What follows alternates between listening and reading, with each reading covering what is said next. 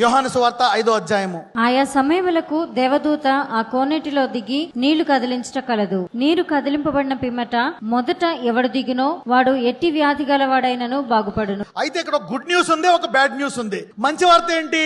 ఎవడు దిగుతాడో స్వస్థపడతాడు. కానీ చెడ్డ వార్త ఏంటి?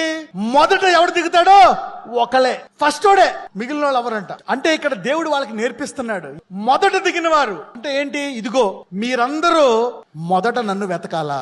ఉదయం లేచిన వెంటనే ఎవరికి ప్రార్థించాలా? నాకు. మొదట నీ రోగం ఎవరికి చెప్పుకోవాలా? నాకు చెప్పుకో.